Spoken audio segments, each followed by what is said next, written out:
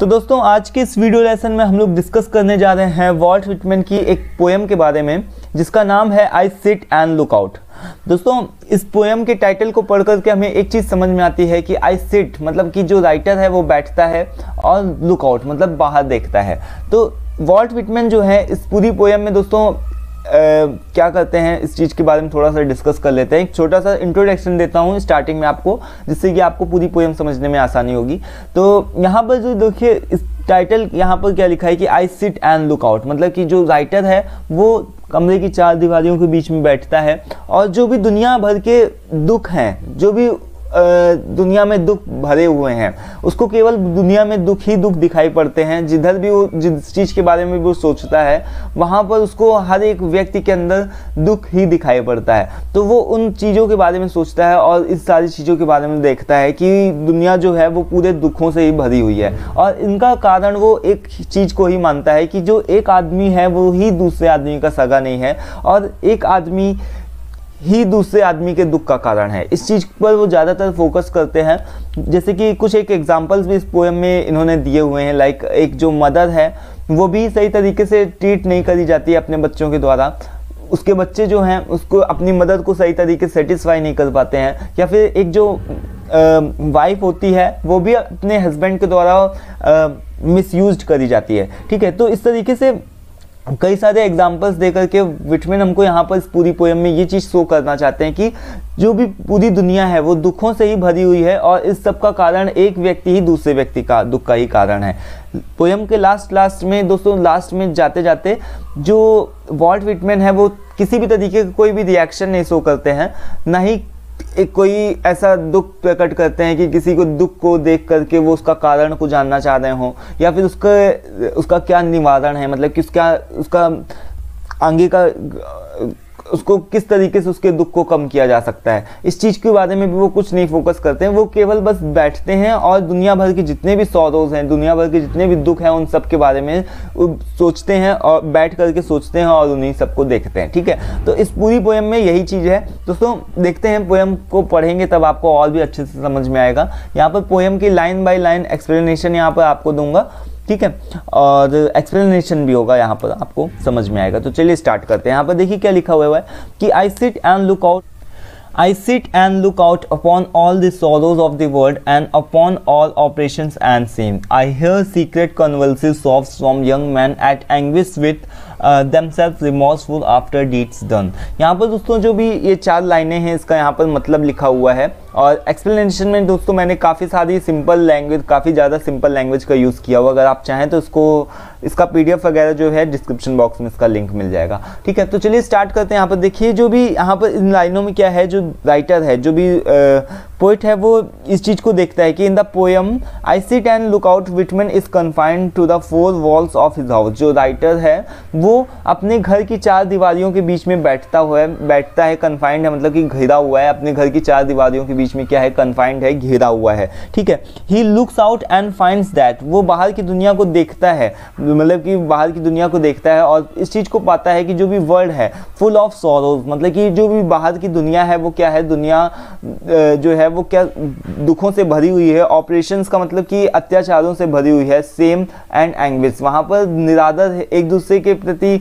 लोगों ने निरादर करके रखा हुआ है, एक दूसरे पर ही लोग अत्याचार कर रहे हैं या फिर सभी लोग जो भी हैं वो कहीं ना कहीं दुखी हैं। ठीक है, तो He is pained to find that some people are shamefully oppressing other, और इस चीज़ को देख करके वो काफ़ी ज़्यादा पेन में होता है, मतलब कि दर्द को फील करता है कि कुछ लोग जो हैं, दुनिया के कुछ लोग जो हैं वो दूसरे लोगों को किस तरीके से ट्रीट करते हैं, मतलब कि सेमफुली, बेसर्मी से ऑपरेशन करते हैं, बेसर्मी से अत्याचार करते हैं दूसरे लोगों पर। जो भी थोड़े से ऊपर लेवल के लोग होते हैं वो नीचे लेवल के लोगों पर बेशर्मी से अत्याचार करते हैं। इस चीज़ को देख करके वो काफ़ी ज़्यादा दुखी होता है और the poet silently sees the sorrows of the people arising from operations, ill treatment and humiliation.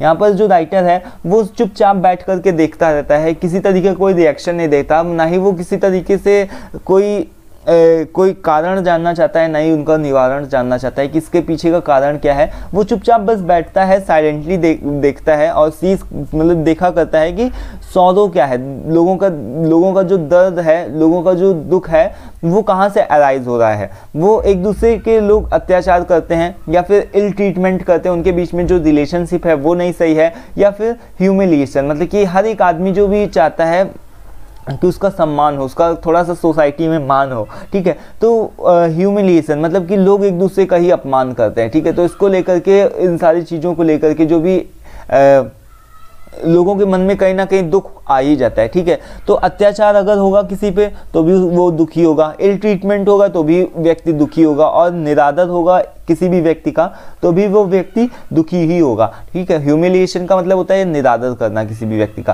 तो वो उन सारे लोगों के भी दुख को देखने की कोशिश करता है, साइलेंटली सीज करता है, मतलब कि वो इन सारे लोगों की भी दुख को देखता है, ठीक है। He is able to hear proximal sobs. Proximal sobs का मतलब होता है दोस्तों जो सिसकने वाली, ऐसा होते हैं ना, जो छोटे बच्चे होते हैं तो सिसक करके रोते हैं। तो उसी तरीके से जो पोइट है वो इस चीज़ को देख करके इस चीज़ को देखने के योग्य होता है कि जो भी यूथ हैं वो फ्रस्ट्रेटेड हैं, वो क्योंकि जो भी यूथ होते हैं ना, उनके मन में भी, उनके पास में भी बहुत सारा उनके पास में भी पेन होता है, ठीक है। उनके दिमाग में भी कई सारी उलझने होती हैं, तो वो सारे यूथ के भी फ्रस्ट्रेटेड माइंड को देखता है और इस चीज़ को देख करके फील करता है कि कहीं ना कहीं जो एक यूथ है वो भी दुख से ही भरा हुआ है, ठीक है। Some young man commit shameful deeds and then repents after the deeds are done. और यहाँ पर जो राइटर है ये भी बताता है कि कुछ ऐसे भी यंग मैन होते हैं जो कि पहले तो कुछ गलत कामों को करते हैं और उसके बाद में क्या करते हैं, रिपेंट करते हैं। रिपेंट का मतलब पछताने लगते हैं जब वो गलत काम पूरे हो जाते हैं, ठीक है। तो इस तरीके से यहाँ पर जो ये चारों लाइनें हैं, इनमें से जो राइटर है वो हमको यही चीज़ बताना चाहता है कि किस तरीके से जो भी पूरी दुनिया है उसमें कहीं ना कहीं हर एक व्यक्ति दुखी ही है। और फिर आगे की लाइनों में भी वो इस चीज़ को बताता है कि जैसे कि एक जो मदर है, I see in low life the mother misused by her children, dying, neglected, gaunt and desolate. I see the wife misused by her husband, I see the treacherous seducers of young women. Treacherous, यहाँ पर treacherous सेड्यूसर्स का मतलब क्या होता है कि ऐसे लोग जो कि बहलाते हैं, फुसलाते हैं। और कुछ एक ऐसे लोग होते हैं ना, जैसे कि जिनको इविल करेक्टर बोल सकते हैं, कि मतलब कि लड़कियों को अपने प्रेम जाल में फंसाना, उसके बाद में उसे उनको धोखा दे देना, ठीक है। तो ट्रेचरस सेड्यूसर्स को भी देखता है कि जो भी यंग वुमेन्स को फंसाते हैं अपने, और उसके बाद में उनको धोखा दे देते हैं। तो यहाँ पर देखिए उसके बाद में फिर आगे क्या लिखा है कि I mark the rankling of jealousy and unrequited love attempt to be hid, I see these sights on the earth, ठीक है। इसका यहाँ पर मतलब लिखा हुआ है कि जो राइटर है वो ऑब्जर्व करता है, ही ऑब्जर्व्स विद डिसअपॉइंटमेंट। वो इस चीज़ को ऑब्जर्व करता है कि जो एक माँ है, इस पूरी लाइन में है ना, यहाँ पर ये वाली जो लाइन है इसमें ये चीज़ बताई गई है कि I see in low life the mother misused by her children. जो एक माँ है उसका भी सही तरीके से सम्मान नहीं होता है, उसके भी जो उसके खुद के बच्चे हैं वो भी अपनी माँ को कहीं ना कहीं दुख देने के लिए जिम्मेदार हैं। तो वो ये देखता है कि he observe with disappointment and miserable plight. यहाँ पर प्लाइट का मतलब दोस्तों क्या होता है कि दुर्दशा, जो भी माएँ होती हैं उनकी दुर्दशा को देखता है। मिसरेबल का मतलब दयनीय दुर्दशा को देखता है कि जो भी माताएं हैं वो किस तरीके से दुखी हैं, ठीक है। Who are neglected by their children and consequently का मतलब कि परिणाम इसका क्या होता है कि they become desperate and die.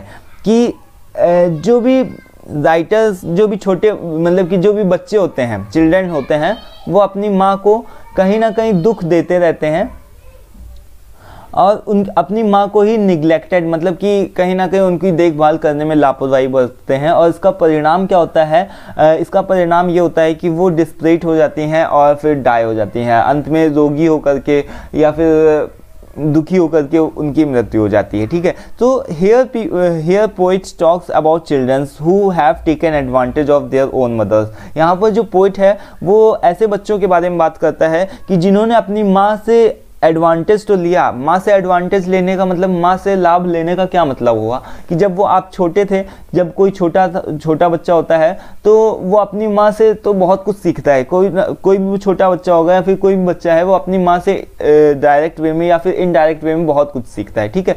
तो और जब आपको सहारे की ज़रूरत थी तब आपकी माँ ने आपको सहारा दिया। तो एडवांटेज का मतलब कि लोगों ने, जो भी छोटे बच्चे हैं उन्होंने अपनी माँ का एडवांटेज तो लिया, अपनी माँ का लाभ तो लिया, लेकिन जब अब नाउ मतलब कि जब अब उनकी बारी आई है कि when their mothers lies all alone distressed मतलब कि जब अब उनकी माँ रोगी हो गई हैं या फिर बीमार हो गई हैं, dying in solitude and needs help मतलब कि जो भी है अकेलेपन से जूझ रही हैं या फिर उनको हेल्प की ज़रूरत है या फिर अफेक्शन स्नेह की ज़रूरत है, तो अब जो उनके खुद के ही बच्चे होते हैं but ignored and neglected bye her own children, और जब उनको खुद स्नेह की ज़रूरत है या फिर अकेलेपन में अपने बच्चों की ज़रूरत है, तो फिर अब वो माताएं जो हैं वो इग्नोर कर दी जाती हैं, निगलेक्टेड कर दी जाती हैं अपने खुद के ही बच्चों के द्वारा, ठीक है। तो यहाँ पर इस लाइन में यहाँ पर यही चीज़ बताई गई है। उसके बाद में फिर आगे की लाइन में ये चीज़ बताया गया है कि जो फर्दर है आगे क्या बोलते हैं ये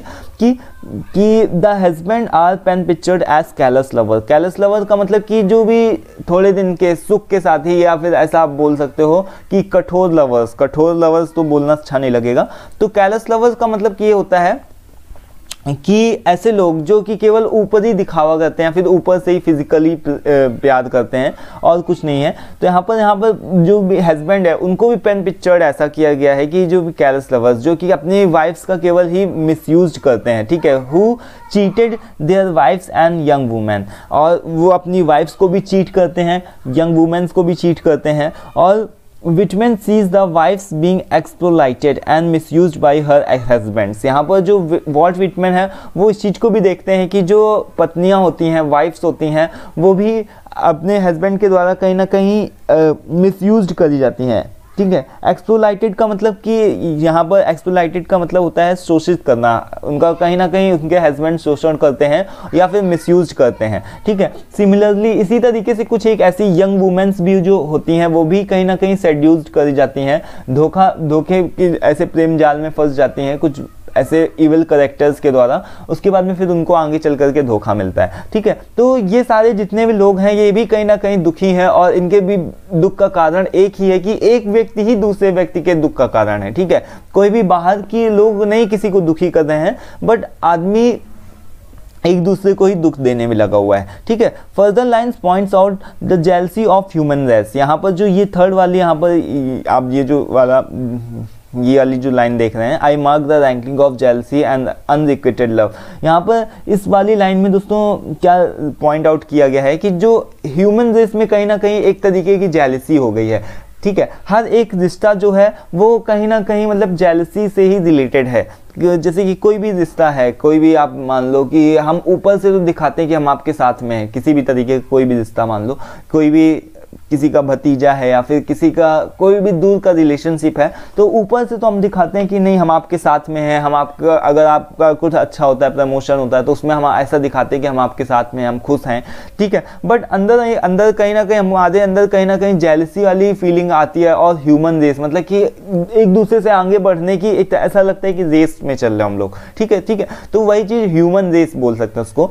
अमंग देमसेल्फ, आपस के लोगों में ही ह्यूमन रेस होती है, या फिर लोग एक दूसरे से ही जला करते हैं, ठीक है, जेलसी वाली फीलिंग को भी रखते हैं, ठीक है। तो अनरिक्विटेड लव, और ये इसी वजह से होता है कि जो भी एक अनरिक्विटेड लव मतलब कि एक जो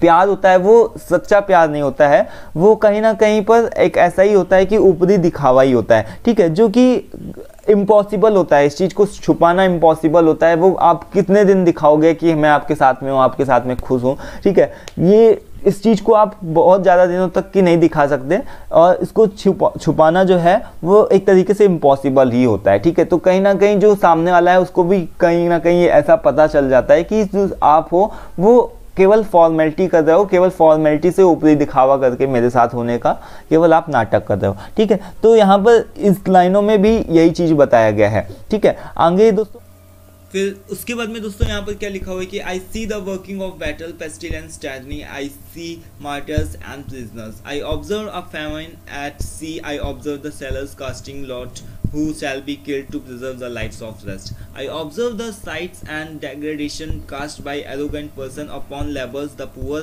and upon negroes and the like all these all the meanness and agony without in I sitting look out upon see here and am silent। यहाँ पर क्या बताया गया इन पूरी लाइनों में कि अकॉर्डिंग टू विटमैन, जो भी विटमैन है, जो भी पोइट है, उसके अकॉर्डिंग, उसके अनुसार क्या चीज़ बताई गई, जो पूरी सोसाइटी के लोग हैं, जो भी पूरी सोसाइटी है वो कहीं ना कहीं सफ़र कर रहे हैं, किससे, due to war and tyranny. जैसा कि आपको पता है कि जो भी अपना पूरा वर्ल्ड है उसमें 2 वर्ल्ड वॉर हो चुके हैं, ठीक है। तो ये जो वर्ल्ड वॉर हुए हैं ये कोई नेचुरल डिजास्टर तो है नहीं, कोई बाहर से तो आपदा आई नहीं हुई है, आपस के ही लोग हैं, एक व्यक्ति दूसरे व्यक्ति के पीछे पड़ा हुआ है और आपस में ही लड़े जा रहे हैं, ठीक है। तो हमारे दुख का कारण हम ही है, ठीक है, एक व्यक्ति दूसरे व्यक्ति के दुख का कारण है। यहाँ पर यही चीज़ बताएगी कि the whole society suffers due to war, war के ही कारण लोग दुखी हैं। टायरनी, जो एक दूसरे के ऊपर लोग अत्याचार कर रहे हैं उसी से ही लोग दुखी हैं, ठीक है। तो those persons who fight for a noble cause are tortured, imprisoned and hanged. और एक ऐसा व्यक्ति जो कि सच्चाई के लिए लड़ता है, जो कि सही रास्ते पर चलना चाहता है या फिर सच्चाई के लिए लड़ता है, तो उस व्यक्ति का निरादर किया जाता है या फिर उसका इम्प्रिजन्ड कर दिया जाता है। मतलब उसको जेल में डाल दिया जाता है, बंदी बना लिया जाता है, या फिर उसको फांसी पर हैंग्ड मतलब लटका दिया जाता है, ठीक है। तो अमंग द सेलर्स फैमिन यहाँ पर लिखा है अमंग द सेलर्स। सेलर्स का क्या मतलब, जो भी नाविक हैं, जो भी नाविक लोग हैं उनके बीच में भी यहाँ पर वो देखता है, दुख को देखता है। और इस चीज़ को इन लाइनों में यहाँ पर लिखा हुआ कि ऑब्जर्व अ फैमिन एट सी। तो फैमिन का मतलब जो भी एक तरीके की ये नेचुरल डिजास्टर है, ठीक है। तो यहाँ पर जब एक नाविक होता है, जब वो नाव चला रहा होता है या फिर समुद्र पार करवा रहा होता है लोगों को, तो वो क्या होता है कि एक तरीके का डिजास्टर होता है, आता है, या फिर उसको आप बोल सकते हैं कि एकदम से बहुत सारा पानी आ गया, ठीक है। तो एक तरीके से सी में क्या होता है, एक तरीके का ऐसा डिजास्टर होता है, ठीक है, फैमिन इसको बोलते हैं।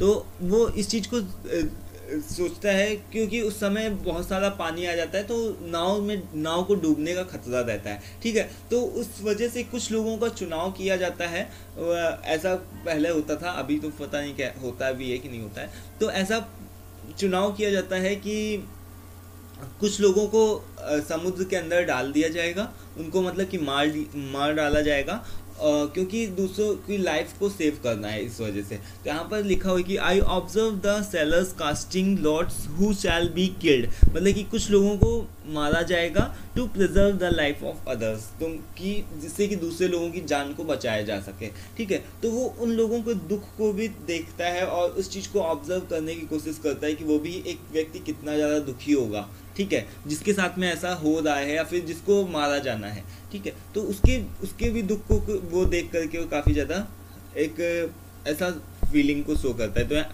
अमंग द सेलर्स, जो भी नाविक लोग हैं, उनके बीच में जो फैमिन जब आ जाता है, जब भी इस तरीके की आपदा आ जाती है, तो यहाँ पर लिखा है कि it becomes necessary to throw away peoples one by one into the sea, मतलब कि कुछ लोगों को एक करके समुद्र के अंदर डाल दिया जाएगा, मतलब फेंक दिया जाएगा, जिससे कि दूसरे लोगों की लाइफ को क्या किया जा सके, save lifes of the rest, to save lifes of the rest, जिससे कि दूसरे लोगों के, कुछ लोगों की तो जान को बचाया जा सके। अगर क्योंकि सभी लोग बैठे रहेंगे तो सभी लोगों की जान जाएगी, ठीक है। तो यहाँ पर लिखा है कि the poets also observe that the poor the labours are humiliated and insulted by the power arrogant people. और यहाँ पर वो उस एक ऐसे पुअर व्यक्ति के भी लेबर के भी दुख को देखता है, उसके भी दुख को समझने की कोशिश करता है, जो कि हमेशा इंसल्टेड किया जाता है या फिर जिसके ऊपर हमेशा अत्याचार होता है, जिसका हमेशा निरादर होता है कुछ ऊपर के लोगों के द्वारा। ऊपर के मतलब कि जिनके पास में पावर है, एरोगेंट लोग, जो भी ऐसे लोग हैं कि ऊपर के लोग हैं, थोड़ा सा मतलब कि हाई प्रोफाइल लोग हैं, तो वो हमेशा अपने से नीचे जाति के लोगों को हमेशा उनका निरादर किया करते हैं या फिर इंसल्ट किया करते हैं। तो कहीं ना कहीं उसको भी दुख होता है, तो उनके भी दुखों को वो देख करके जानने की, समझने की ट्राई करता है, कोशिश करता है। तो यहाँ आगे क्या लिखा है कि the powerful peoples enslave the negroes, और कुछ पावरफुल लोग होते हैं वो निग्रोज को क्या करते हैं, एनस्लेव करते हैं। एनस्लेव का मतलब कि वो अपने अनुसार, मतलब कि अपने वश में रखना चाहते हैं, उनको गुलाम बना करके रखना चाहते हैं निग्रोज को। तो अब अगर आप किसी को गुलाम बनाओगे तो वो भी जो एक व्यक्ति है वो भी उसकी स्वतंत्रता कहीं ना कहीं छीनी जाएगी, तो वो भी कहीं ना कहीं दुख के ही कारण होगा, तो उसका भी दुख को वो देखता है। The poet look at this sad spectacle of life and remain silent, और इन सारी दुखों को देखने के, ये सारी दुखों को देखने के बावजूद भी वो क्या करता है, साइलेंट रहता है, चुपचाप बैठा रहता है। Neither he tries to find out the reasons, वो ना ही किसी भी तरीके के रीजंस को फाइंड आउट करने की कोशिश करता है कि इनके बीच के पीछे का दुख का कारण क्या है, ये क्यों दुखी हैं, ठीक है। वो किसी के पर्सनल व्यक्ति के दुख को नहीं देखता है जाकर के कि आप क्यों दुखी हो, आपके पीछे का कारण क्या है, ना ही वो किसी तरीके की रेमेडी को देता है, ठीक है। Reasons for the suffering of humanity not does he offer any remedy, मतलब कि ना ही वो किसी तरीके की रेमेडी को देता है, ना ही वो मतलब कि किसी प्रकार की उपचार को बताता है कि आप ऐसा कर लो तो आपको इम्प्रूवमेंट मिलेगा या फिर आप सही हो जाओगे, आपका जो दुख है वो दूर हो जाएगा। Improve the suffering of the poor workers, but he does criticise the operation of human beings, बस वो क्या करता है, इस चीज़ को क्रिटिसाइज करता है, वो कुछ बोलता तो नहीं है, ना ही वो किसी का कारण जानने की कोशिश करता है, ना ही वो किसी तरीके की रेमेडी उपाय को बताता है कि ऐसा आप कर लो तो आप खुश हो जाओगे या फिर आपका दुख कम हो जाएगा। लेकिन वो एक चीज़ जरूर करता है, वो क्रिटिसाइज जरूर करता है कि जो भी ह्यूमन बींग्स हैं वो एक दूसरे के दर्द को नहीं समझते हैं, एक दूसरे के साथ में ही ऐसा बर्ताव करते हैं जिसके चलते आपस के ही लोग, अपने ही लोग दुखी होते हैं, तो वो इस चीज़ को लेकर के थोड़ा सा क्रिटिसाइज करता है। सो आई होप दोस्तों आपको यहाँ पर सारी चीज़ें क्लियरली समझ में आ गई होंगी। जितनी भी चीज़ें मैंने आपको यहाँ पर ट्राई किया है एक्सप्लेन करने का लाइन बाय लाइन, वो सारी चीज़ें आपको क्लियरली समझ में आ गई होंगी, और इस तरीके से दोस्तों हमारी पोएम कंप्लीट होती है। इससे पहले की कुछ एक वीडियोस में दोस्तों हम लोगों ने वॉल्ट व्हिटमैन की बायोग्राफी, उनके लाइफ और वर्क से रिलेटेड वीडियोस को भी पोस्ट किया था, और वॉल्ट व्हिटमैन के जो भी लाइफ और वर्क और इनकी बायोग्राफी से रिलेटेड मैंने सब्जेक्टिव टाइप ऑफ और ऑब्जेक्टिव टाइप ऑफ दोनों ही तरीके के क्वेश्चंस को, दोनों ही तरीके के वीडियोस को अलग अलग तरीके से पोस्ट किया था। आप चाहें तो वीडियोस को देख सकते हैं जाकर के। और इसके अलावा वॉल्ट व्हिटमैन की कई सारी पोएम जैसे songs of my self, I sit and look out, O captain my captain और I sit and look out को तो अभी हम लोग पढ़ ही चुके हैं। तो ये सारी वीडियोस को भी हम लोगों ने पहले की कुछ एक वीडियोस में डिस्कस कर लिया था, ठीक है, इन सारे टॉपिक्स के ऊपर। अगर आप चाहें तो लिंक्स आपके डिस्क्रिप्शन बॉक्स में दिए गए हैं, आप चेक कर सकते हैं जाकर के। आगे की वीडियो में हम लोग रॉबर्ट फॉस्ट के बारे में हम लोग डिस्कस करेंगे कि रॉबर्ट फॉस्ट के लाइफ और वर्क और उनकी बायोग्राफी से रिलेटेड चीज़ों को डिस्कस करेंगे। तो फिलहाल आज की वीडियो में इतना ही, मिलते हैं नेक्स्ट वीडियो में। तब तक के लिए thanks for watching this video, और वीडियो दोस्तों पसंद आता है तो प्लीज़ उसको लाइक भी करना मत भूलिएगा, ठीक है। Thanks for watching this video and thank you once again.